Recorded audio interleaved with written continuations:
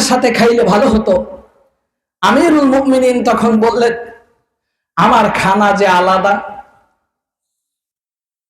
আমার জন্য এই খানা বরাদ্দ নয়, এটা আপনাদের জন্য বরাদ্দ। তো আলেমদের জামাত একজন বলে ফেললেন, ঠিক আছে আমিরুল মুমিনিন, আপনার বরাদ্দের যেই খানা আছে সেটা নিয়ে আসেন, আজকে একসাথে আমাদের খানা আর আপনার খানা একসাথে শেয়ার করে খাই। কেউ কেউ মনে করলেন বাদশা মানুষ, হয়তো ওই টেস্ট করা, পরীক্ষা করা, ল্যাব থেকে একেবারে নির্ভেজাল পরীক্ষা কইরা ভালো উন্নত মানের খাবার ওনাকে দেওয়া হয়। কিছুক্ষণ পরে দেখা হলো সস্তা আটা মোটা রুটি, সস্তা আটা মোটা রুটি আর সামান্য খাস্তা ডাল, ওনার যে খানা সেটা আনা হয়েছে। আল্লাহু আকবার বলবেন না? সবাই অবাক হয়ে গেলেন, হুজুর আপনি এখনকার যুগে এই ধরনের খাবার গ্রহণ করেন? আমাদের দেশে তো গরিব মানুষেও এত মোটা রুটি খায় না।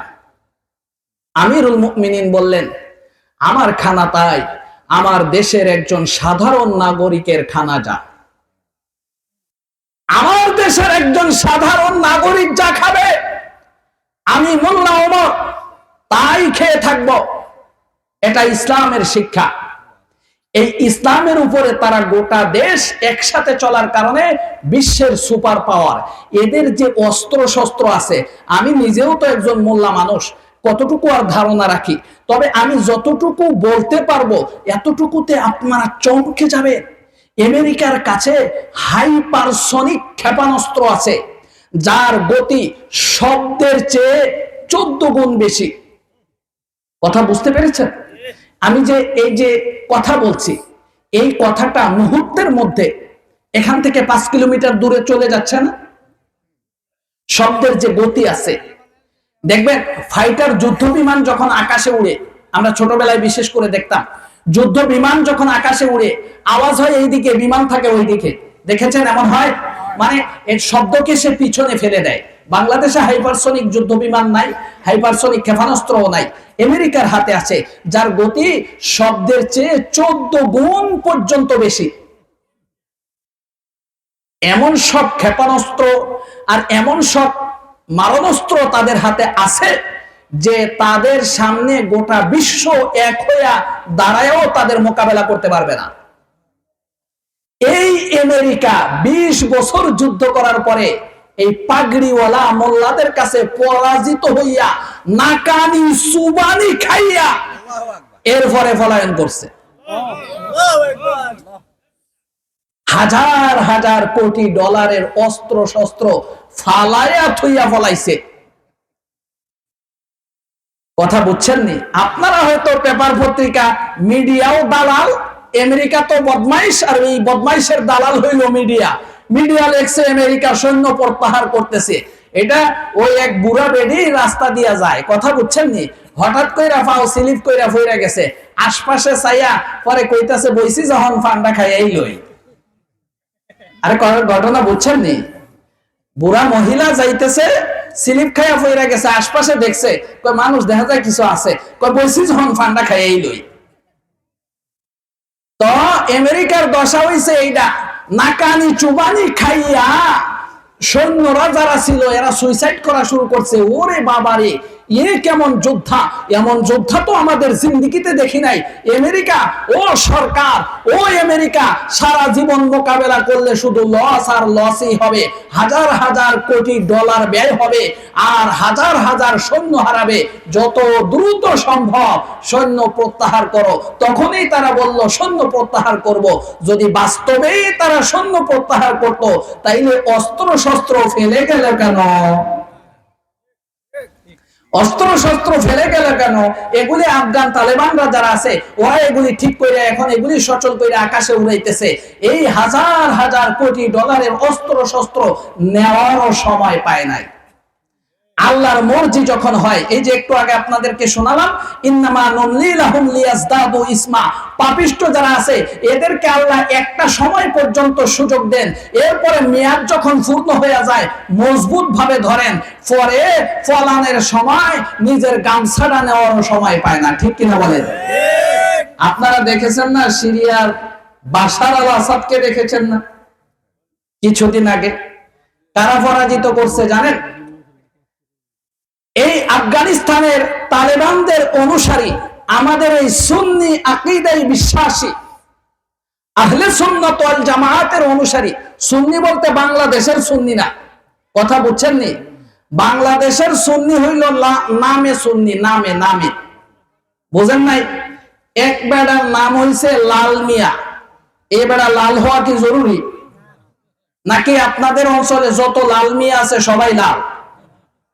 এক বেড়ার এক ভদ্র মহিলার ছেলে হইছে কালো, নাম রাখিয়া দিছে লাল মিয়া, এর লেগে এলা লাল হয়ে যাইব। এই সুন্নিরা নাম সুন্নি, কামে সুন্নি না, এটা হইল নামে সুন্নি, নামে নাম।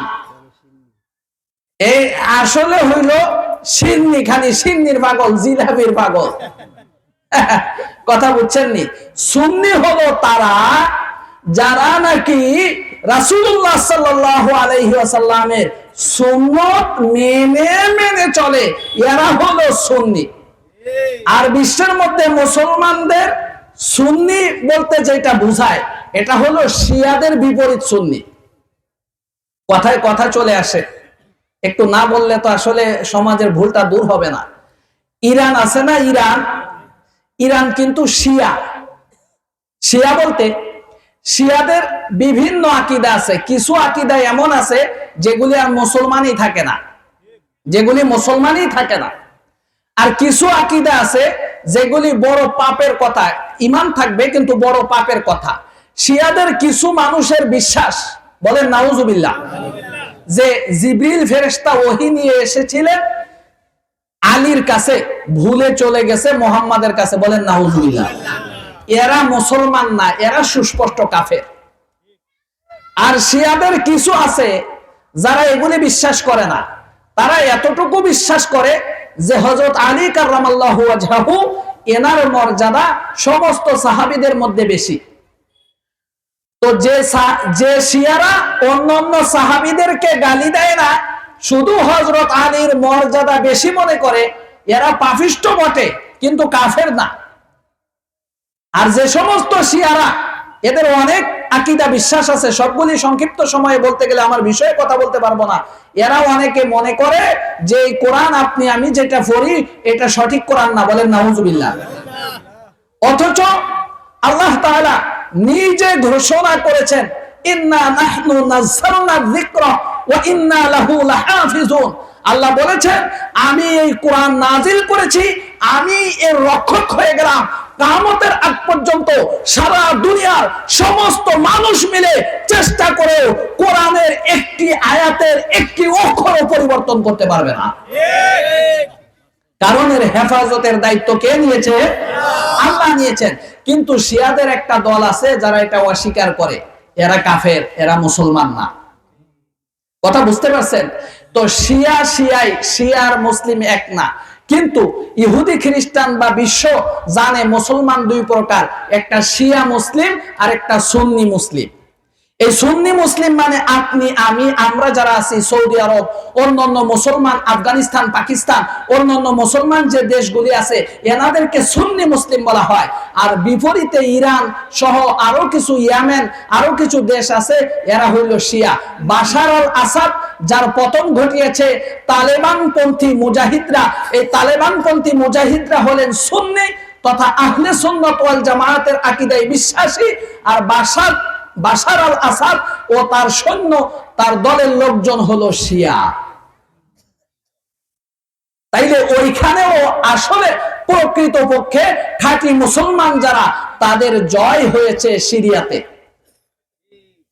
সম্মানিত উপস্থিতি, যে কথা আমি আপনাদেরকে বলছিলাম যে ইন্নাল্লাহা ইয়া'মুরু বিল আদলি ওয়াল ইহসান ওয়া ইতাই যিল কুরবা ওয়া ইয়ানহা আনিল ফাহশাই ওয়াল মুনকারি ওয়াল বাগই, এটা এমন একটা আয়াত যে আয়াতের মধ্যে গোটা কোরআনের সারাংশ কথা এখানে রয়েছে। একটা শব্দ সম্পর্কে ব্যাখ্যা শুরু এখনো করতে পারি নাই, সূচনাতে এতগুলি কথা বলতে হলো, শুরু করা যাক নাকি? সময় মনে হয় অনেকটা নিয়ে নিয়েছে, আরেকটু সময় নেই। আপনাদের কষ্ট হচ্ছে? আল্লাহ আয়াতের 3 আদেশের মধ্যে প্রথম আদেশ করেছেন যে তোমরা ইনসাফ করবে। কি করবে? ইনসাফ করবে। ইয়া'মুরু বিল আদল। এই ইনসাফ কাকে বলে? খুব সহজে বলবো, একটু মনোযোগ দিতে হবে। ইনসাফ বলা হয় হকদারের হক আদায় করাকে। বাংলায় পাওনাদারের পাওনা আদায় করাকে ইনসাফ বলে। এই কথাটা যদিও ছোট, আল্লাহ বলেছেন ইনসাফ করো তথা পাওনাদারের পাওনা আদায় করো। এই পাওনাদারের পাওনাগুলি যদি বুঝাইতে যায় তাহলে কয়েক মাসেও বোঝানো সম্ভব নয়, কিন্তু সংক্ষেপে একটু ধারণা দিতে পারবো। পাওনাদারের পাওনার মধ্যে 1 নম্বর পাওনা সম্পর্কে বুখারী শরীফের 2856তম হাদিসের মাঝে আল্লাহ রাসূল সাল্লাল্লাহু আলাইহি ওয়াসাল্লাম ইরশাদ করলেন, ও আমার সাহাবীরা, তোমরা কি জানো নি আল্লাহর বান্দার কাছে কি পাওনা আর বান্দার আল্লাহর কাছে কি পাওনা? আল্লাহ বলেছেন পাওনাদারের পাওনা আদায় করো। এই পাওনাদারের পাওনার মধ্যে সর্বপ্রথম পাওনা হইল আল্লাহর পাওনা। আল্লাহর আমাদের কাছে, আপনার কাছে, আমার কাছে কিছু পাওনা আছে, আর আমাদেরও আল্লাহর কাছে পাওনা আছে। বুখারী শরীফের 2856তম হাদিসের মাঝে আল্লাহ রাসূল সাল্লাল্লাহু আলাইহি ওয়াসাল্লাম বলেছেন, আল্লাহর পাওনা বান্দাদের কাছে, আল্লাহর পাওনা হলো বান্দারা আল্লাহকে লা শরীক জেনে শরীক বিহীন আল্লাহর ইবাদত করবে। কথাটা কি বুঝতে পেরেছেন? আপনার আমার সারা দুনিয়ার সমস্ত মানুষের কাছে আল্লাহর পাওনা কি? লা শরীক ইবাদত। কথা বলেন, লা শরীক ইবাদত। শরীক না করে ইবাদত করা, এটা আপনার কাছে, আমার কাছে, হিন্দু, বৌদ্ধ, খ্রিস্টান, সারা দুনিয়ার সমস্ত মানবের কাছে, সমস্ত জিনের কাছে এটা আল্লাহর পাওনা যে সকলে আল্লাহর সাথে শরীক না করে আল্লাহর ইবাদত করবে। এই লা শরীক ইবাদত আল্লাহর পাওনা আমাদের কাছে। বুঝতে পেরেছেন? আর যে বান্দারা আল্লাহকে লা শরীক জেনে শরীক না করে ইবাদত করবে, তাদেরও আল্লাহর কাছে একটা পাওনা আছে। তাদের পাওনাটা শুনবেন নি? তাদের পাওনা হইল জান্নাত। শুনেন, হাদিস খানা বিশুদ্ধ, বুখারী শরীফের মাঝে এসেছে। এই বুখারীর হাদিসের মান এমনিতেই বেশি থাকে, তার মাঝে এটা বিশুদ্ধ হাদিস। যে বান্দা আল্লাহকে লা শরীক জেনে আল্লাহর ইবাদত করবে, আল্লাহর কাছে তার পাওনা হয়ে যায় জান্নাত। আল্লাহ তাকে জান্নাতে দিবে। এখন লা শরীক বলতে কি বোঝায়? উপস্থিতি যারা আছেন তারা একটু মনোযোগ দেন, আমি 2 কথাই বলবো। মা বোনেরা যারা মাইকের আওয়াজ শুনছেন তারাও একটু মনোযোগ দেন, 2 কথাই কথাগুলি বলে যাব, মনে রাখবেন। লা শরীক এ কথার মোটা দাগে অর্থ হলো হিন্দু পৌত্তলিক মূর্তি পূজারীদের মতো করে মূর্তিদেরকে, দেব দেবীকে আল্লাহর সমতুল্য সাব্যস্ত করা যাবে না। মনে থাকবে, মূর্তিগুলোকে হিন্দু, বৌদ্ধ, পৌত্তলিকদের মতো করে আল্লাহর সমতুল্য সাব্যস্ত করা যাবে না।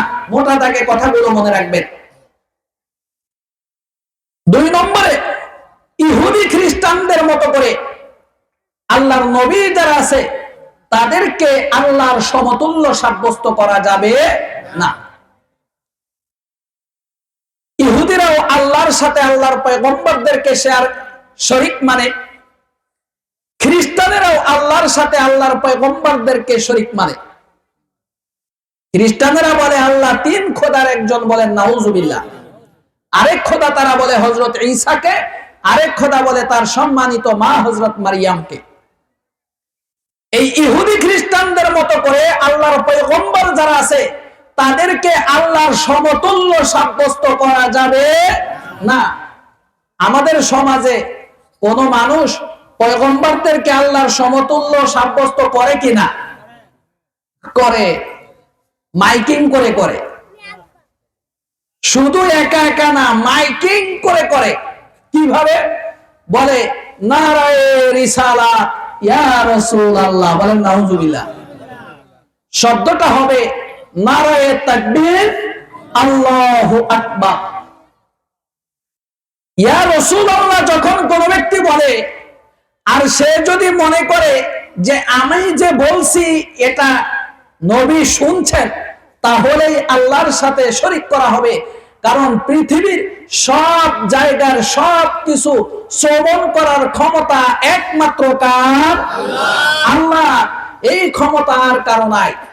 হ্যাঁ, সরদারে দু জাহান আহমদ মুজতবা মুহাম্মদ মুস্তাফা সাল্লাল্লাহু আলাইহি ওয়াসাল্লামের রওজায়ে আতহারের পাশে যাইয়া যদি আপনি বলেন আসসালামু আলাইকা ইয়া রাসূলুল্লাহ, আসসালামু আলাইকা ইয়া হাবিবাল্লাহ, আসসালামু আলাইকা আইয়ুহান নাবিয়্যু, তাহলে আপনার প্রতিটা সালামের উত্তর মুহাম্মদুর রাসূলুল্লাহ সাল্লাল্লাহু আলাইহি ওয়াসাল্লাম সরাসরি প্রদান করেন। আল্লাহু আকবার বলেন। কিন্তু বাংলাদেশের জমিন থেকে ইয়া রাসূলুল্লাহ বললে তিনি শোনার ক্ষমতা রাখেন না। এই ক্ষমতা একমাত্র কার? আল্লাহ। আওয়াজ ড্যাম হয়ে গেল নাকি? হ্যাঁ, এই কথাগুলি না জানলে লাভ হবে না তো। আসল কথা বুঝে, এই শিরিক না বুঝলে ইবাদত সারা জীবন করলেও লাভ নাই। এক হুজুর গেছে ভাটি, কথা বুঝছেন নি? ভাটি গিয়া দেখে এগুলি খালি ধান খেতে কাজ করে, নামাজ কালাম পড়ে না। জিজ্ঞাসা করছে আপনারা কি মুসলমান? কয় মুসলমান। কয় তো নামাজ পড়েন না? কয় নামাজ কেমনে পড়ে আমরা জানি না। সোজা সাতটা উত্তর। তে হুজুরে শিখাইছে যে এইভাবে নামাজ পড়ন লাগে। নামাজের সময় হইলে একজন আজান দিবেন, এরপরে সবাই দলবদ্ধ ভাবে দাঁড়াইবেন। নামাজ আমরা যেইভাবে পড়ি মোটামুটি সুন্দর করে শিখাইয়া দিয়েছে। পরের বছর গেছে, গিয়া দেখে সবাই মোটামুটি মাশাআল্লাহ নামাজ পড়তাছে। পরে জিগাইতাছে কয় নামাজ পড়েননি? কয় হ হুজুর পড়ি তো। এখন কইতাছে কয় উজু করেননি? কয় উজু কিটা? উজু করতাম কেরে? তখন যে এক বছর নামাজ পড়লো, উজু ছাড়া নামাজ হইছে নি? হ্যাঁ, না হইব তো? হ্যাঁ, সন্দেহ আছে? হবে না, হবে না। সারা জিন্দেগি উজু ছাড়া নামাজ পড়লে মিয়া হইব নাকি? হবে না, কাজ হবে না। আগে প্রতিবন্ধক দূর করতে হবে, আগে প্রতিবন্ধক দূর করতে হবে, এরপরে অল্প আমল করলেও এটা থাকবে। কোন ব্যক্তি যদি শিরিক করে, এই শিরিক থেকে তওবা যদি করে ফিরে আসে, ইবাদত কাজে লাগবে। আর তওবা না করে যদি মরে যায়, তাহলে শিরিকের গুনাহ আল্লাহ ক্ষমা করবেন না, চিরকালের জন্য তাকে জাহান্নামে থাকতে হবে। এই জন্য বুঝেন, সব জায়গার সবকিছু শ্রবণ করার ক্ষমতা কার? আল্লাহ। তাহলে যদি ডাক দিতে হয়, নবীকে ডাকবেন না আল্লাহকে ডাকবেন? আল্লাহকে ডাকতে হবে। আর নবীজিকে আপনি ইয়া রাসূলুল্লাহ বলতে পারবেন রওজায়ে আতহারের পাশে। যে আহলে সুন্নাত ওয়াল জামাতের আকীদা হলো আল্লাহর পয়গম্বর মুহাম্মদুর রাসূলুল্লাহ সাল্লাল্লাহু আলাইহি ওয়াসাল্লাম সহ সমস্ত নবীগণ কবরে জীবিত আছেন। রওজার পাশে যায় আপনি সালাম দিলে সরদারে দু জাহান, এই সৌভাগ্যবান, আপনার সালামের উত্তর তিনি দিবেন। আল্লাহু আকবার বলেন। আর যদি আপনি বাংলাদেশের জমিন থেকে পৃথিবীর বিভিন্ন জায়গা থেকে রাসূলুল্লাহ সাল্লাল্লাহু আলাইহি ওয়াসাল্লামের উপর দুরূদ পড়েন, অসংখ্য ফেরেশতা সারা দুনিয়ায় ঘুরতে থাকে। যে ব্যক্তি দুরূদ পড়বে তার নাম সহ, তার বাবার নাম সহ সঙ্গে সঙ্গে রওজায়ে আতহার মদিনা শরীফে নিয়ে উপস্থিত করে, ইয়া রাসূলুল্লাহ বাংলাদেশের জমিনে এখন অমুক ব্যক্তি, বাপের নাম এই, গ্রাম এই, ঠিকানা এই, আপনার উপরে দুরূদ পড়েছে। আল্লাহু আকবার বলেন। কিন্তু সরাসরি মদিনাতে নবীজি রওজায়ে আতহারে থেকে বাংলাদেশ থেকে ইয়া রাসূলুল্লাহ বলে ডাক দিলে শোনার ক্ষমতা নবীজির নাই। এই ক্ষমতা কার? আল্লাহ। বুঝতে হবে।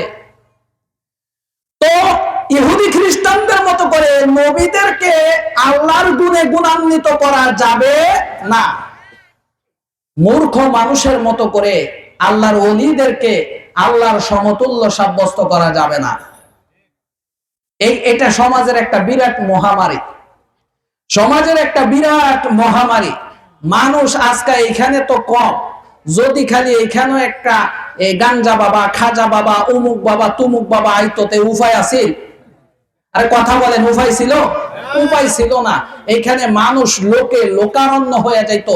মাজার গুলিতে যাইবেন, যাইয়া দেখবেন যে ভিড়, বিশেষ কইরা মা বোনেরা যারা আছেন, আপনাদেরকে কথাটা বলে যাই, মনে রাখবেন, দুইটা জায়গায় যাবেন না। মা বোনেরা বিশেষ করে পুরুষ মানুষের জন্য মাজারে যাবেন না। মাজারে গেলে শিরিক হয়, এটা পুরুষও যাবে না, নারীও যাবে না। মাজারের মধ্যে গেলে দেখা যাচ্ছে কবরে যাইয়া সেজদা করতেছে, কবরে যাইয়া তওয়াফ করতেছে। আল্লাহর ঘর বাইতুল্লাহ ছাড়া অন্য কোন জায়গার তওয়াফ করা শিরিক। বাইতুল্লাহ শরীফ ছাড়া অন্য কোন জায়গার তওয়াফ করা শিরিক। আমি আমাদের অঞ্চলের বিখ্যাত একজন বুজুর্গ, ওনার কবরের পাশে দেখেছি তওয়াফ করে। বাধা দিছি, বাধা মানে না, তুই কারারে, তোর এই করবাম সেই করবাম, তওয়াফ করতেছে। এটা কি শিরিক? বিশেষ করে ভণ্ড পীরদের যে মাজার আছে, এই মাজারগুলিতে অথবা পীর সাহেব খাঁটি ছিলেন, পীর সাহেব খাঁটি ছিলেন, কিন্তু এখন তাদের যে ভক্ত যারা আছে, নামে ভক্ত কাজে ভক্ত না, এরা এটাকে বিদআতের আড্ডাখানা বানাইছে। এখানে যাইবেন না, গেলে শিরিক হবে। মাজারের মধ্যে যাইয়া মহিলারা কইতাছে, বাবা সন্তান দাও। সন্তান দেওয়ার ক্ষমতা কার? আল্লাহর। এ প্রসঙ্গে আল্লাহ বলেছেন, ইয়াহাবু লিমান ইয়াশাউ ইনাসা ওয়া ইয়াহাবু লিমান ইয়াশাউ যুকুর আও ইউযাওবিজুহুম যুকরানা ওয়া ইনাসা ওয়া ইয়াজআলু লিমান ইয়াশাউ আকীমা। সন্তান দেওয়ার ক্ষমতা একমাত্র কার? আল্লাহ। আল্লাহ বলেছেন, যাকে খুশি তিনি তাকে পুত্র সন্তান দান করেন, যাকে খুশি তাকে কন্যা সন্তান দান করেন, আর যাকে খুশি তাকে ছেলেও দান করেন, মেয়েও দান করেন। ওয়াজআলু লিমান ইয়াশাউ আকীমা। আর আল্লাহ যাকে খুশি তাকে বন্ধ রাখেন। এই কন্যা সন্তান দেওয়ার ক্ষমতা, ছেলে সন্তান দেওয়ার ক্ষমতা, ছেলে মেয়ে উভয়টি দেওয়ার ক্ষমতা, বন্ধ রাখার ক্ষমতা, এই ক্ষমতার একমাত্র মালিক কে? আল্লাহ। এ মাজারে যায়া বলতেছে, বাবা ছেলে হয় না, সন্তান দাও। আল্লাহর সাথে শিরিক করতেছে। এই জন্য মাজারে যাবেন না। আর মা বোনেরা মাজারেও যাবেন না, বাজারেও যাবেন না। কথা বুঝছেন নি? মা বোনেরা মাজারে তো কেউ যাবেন না, পুরুষ মানুষও যাবে না, মহিলারা তো যাবেই না। আর বাজারে পুরুষ মানুষ যাইবেন প্রয়োজনে, কিন্তু মহিলারা বাজারে যাবে না। আপনি মাজারে গেলে আপনার শিরিক হবে, আর বাজারে গেলে কবিরা গুনাহ হবে। মাজারে গেলে কি হবে? শিরিক হবে। আর মহিলারা বাজারে গেলে কি হবে? কবিরা গুনাহ হবে। কথা বুঝছেন নি? বাজারের আজকাল অবস্থা হইল যে পুরুষ মানুষ, বিশেষ করে যারা একটু মুত্তাকি পরহেজগার আছে, এরা বাজারে যাওয়ার অবস্থা নাই। এদিকেও মহিলা, সেদিকেও মহিলা, হাঁটতেই পারবেন না। এটা যতটা না দরকার, তার চেয়ে বেশি ফ্যাশন হয়ে গেছে। ইহুদি খ্রিস্টানদের দেখা দেখি বাজার করার দায়িত্ব মহিলারা নিয়ে নিছে। এটা ইহুদি খ্রিস্টানদের একটা কালচার, যে পুরুষ মানুষ কামাই করবে আর সংসার চালাবে মহিলা, বাজার করা লাগবে মহিলা করবে, অন্য অন্য কাজকর্ম মহিলা করবে। এটা ইহুদি খ্রিস্টানদের কালচার, মুসলমানের কালচার না। মুসলমানের রমণী, আল্লাহ তাকে সম্মান দিয়েছেন, ইজ্জত দিয়েছেন, সম্মান দিয়েছেন। যেই ফল যত দামি, সেই ফল তত সুন্দরভাবে সংরক্ষিত থাকে। যেই জিনিস যত দামি, সেই জিনিস তত সুন্দরভাবে সংরক্ষিত থাকে। বাজারে যেইভাবে পাল্লা দিয়া মাইপ্যা আলু বেগুন বেচে, চাল ধান বেচে, ওইভাবে একই পাল্লা দিয়া স্বর্ণ বেচে। কথা কন? স্বর্ণ বেচতে গেলে কি করে? সুন্দর একটা পাল্লা, পিতলের তৈরি, চমৎকার দেখতে, চতুর্দিকে কাঁচ লাগানো, যাতে বাতাসে হেরফের না হয়। এইটার মধ্যে এক আঙ্গুল দিয়া ধইরা পরে মাপে, স্বর্ণের মাপ বলে, স্বর্ণের মাপ। এরপরে মাইপা দেওয়ার সময় কাগজে বললা, থাকলে বেস্তারুন, ফুলাফানের আচার চাটনি বেচে না, থাকলে বেস্তারুন, ঘরের মধ্যে লোহা লকর ফইরা রয়েছে, ফইরা নষ্ট হইতাছে, আমরা কিনা নেই, থাকলে বেস্তার হই। কাগজের মধ্যে বুট করতে বললা দিয়াছে। স্বর্ণ কি এমনি বললা দেয়? কথা বলেন, বললা দেয় না। স্বর্ণটাকে যে একটা কৌটার মধ্যে দিবে, এই কৌটাটাও সুন্দর, কৌটাটাও সুন্দর। আল্লাহ মহিলাদেরকে মায়ের জাতি বানিয়েছেন, বুঝতে হবে তো, সম্মান দিয়েছেন। আল্লাহ বলেছেন, ও মহিলা, তোমার পায়ের নিচে বহু পুরুষের জান্নাত। সম্মান দিয়েছেন, ইজ্জত দিয়েছেন। ইজ্জত দেওয়ার কারণে আল্লাহ বলেছেন, আকারনা ফি বুয়ুতিকুন্না, তোমরা তোমাদের বসবাসের ঘরে থাকো, ওয়ালা তাবাররুজনা তাবাররুজাল জাহিলিয়াতিল উলা, জাহিলি যুগের মতো করে বেপরদা হয়ে তোমরা বাহিরে যেও না। আজকাল যে মা বোনেরা বাজারে যাইতেছে, কারণে যাইতেছে, অকারণে যাইতেছে। এমনও মহিলা আছে বাজারে না গেলে ভালো লাগে না, আছে না নাই? এই বাজারে গেলে কবিরা গুনাহ হবে। কি হবে ভাই? কবিরা গুনাহ হবে। মা বোনেরা, মাজারে যাবেন না, শিরিক হবে। বাজারে যাবেন না, কবিরা গুনাহ হবে। যদি আপনার বাজার সদাই আনার মতো কেউ একেবারেই না থাকে, সেই ক্ষেত্রে শরীয়ত আপনাকে অনুমতি দেয়, আপনি খাঁটি পর্দা করে এমন টাইমে যাইবেন যেই টাইমে ভিড় না থাকে। আর আমার মনে হয় যে পাকুন্দিয়া বাজারে যাইতেই হবে, একেবারে সদাই এনে দেওয়ার মতো কেউ নাই, এরকম মহিলা পাকুন্দিয়া থানায় চিরুনি অভিযান চালাইলে 2-4 জন পাওয়া গেলেও যাইতে পারে। সবারই কেউ না কেউ আছে, স্বামী বিদেশ থাকে, শ্বশুর আছে, সুসম্পর্ক আত্মীয় স্বজনের সাথে রাখতে হবে। শ্বশুরকে দেয়া বাজার করায় না, বিশ্বাস করে না। কথা বুঝেন নাই? এখন কি হক কথা কইয়া বলতাছি নাকি? রাগ কইরেন না আমার আম্মা, আপনি কথা শুনতেছেন, রাগ কইরেন না। আপনি শ্বশুরকে যে বিশ্বাস করেন না, আপনি শ্বশুরটা না হইলে আপনি জামাইটা পাইছেন কই?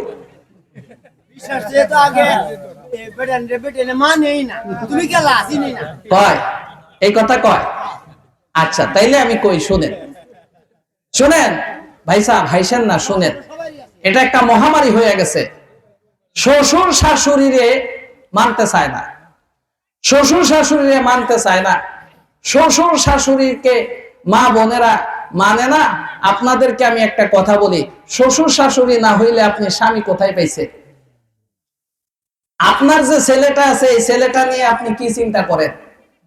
এই যে যত্ন কইরা তাকে পালতাছেন, লালন পালন করতেছেন, আপনি কি চান আপনার এই ছেলেটা বড় হইলে বিয়া দিবেন, দিলে পরে আপনার মতো একটা বউ আসুক, যেই বউ আপনারে দেখতে পারবে না?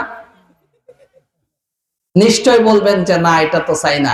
আমি চাই যে আমার এই ছেলেটা বড় হোক, মানুষের মতো মানুষ হোক, বিপদে আপদে আমার পাশে থাকুক, তার বউটা একটা ভালো মেয়ে হোক, এই বউটা আমাদেরকে দেখভাল করুক, আমাদের সাথে মিল্লা থাকুক। তাইলে আপনার ছেলের ক্ষেত্রে যদি এই আশা করেন, তাইলে আপনার স্বামীর বাপমার ক্ষেত্রে ওই আশা কেন করেন না?